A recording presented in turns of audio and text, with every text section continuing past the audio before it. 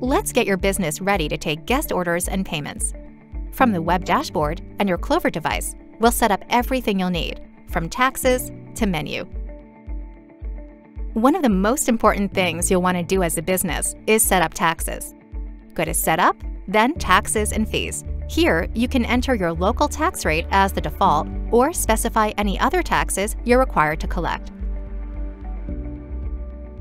If you plan to always ask for tips, go to Setup, then Tips, and check the Ask for Tips box. You can also set suggestions for tip percentages. As a restaurant, you'll need to decide where to display your tips prompt, either on the printed payment receipt or the signature screen on your Clover device. This is a setting you can control only on your Clover device. Go to Setup and select Tips. Here, you'll also choose whether to have your tips calculated with or without taxes. To add menu items, you'll use the Inventory tool on either your Clover device or the web dashboard. It will sync across all devices. Now let's build your menu by adding individual items. We'll use the web dashboard, but this can also be done in the Inventory tool on your Clover device. We'll cover the main components for building your menu, including categories, labels, modifiers, and items. We recommend setting up categories first. In Inventory, select Category, and then Add New Category. Categories help you more easily find items in Register. They're also useful when you need to group items in your reports. Next, we'll cover labels. In Inventory, click Labels and Add New Label. Labels help you keep track of how your business is doing, send orders or receipts to the right printer, and pull reports that simplify tax reporting. For instance, you might have operations with separate revenue class accounting, such as food and wine. If your guests will be given options to modify their orders, create modifiers to communicate those preferences to the kitchen.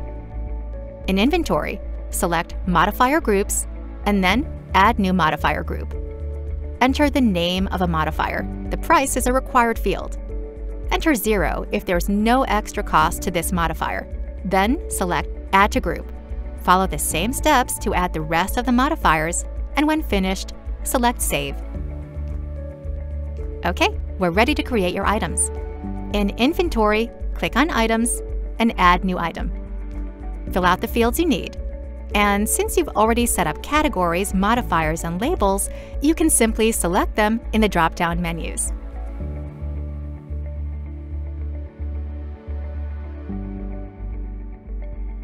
To set your order preferences, let's go to Setup, then Orders. Select Order Notes if you'd like employees to take special instructions for an order and print them on the order receipt. To group identical items so they look organized in Register, select this checkbox. You'll also save paper with shorter receipts. Next, we'll configure the appearance of your order receipts. Keep in mind, order receipts are different from payment receipts, which go to your customers. Choose Setup and Order Receipt. If you want customers to pick up using their order number, set up order numbering for receipts. Under Order Numbers, select either Automatic or Manual to display order numbers on your order receipts. Under Setup and Order Types, you can create order types, such as Bar and To Go. You'll be able to sort by order type in the Orders tool and group by order type in your reports.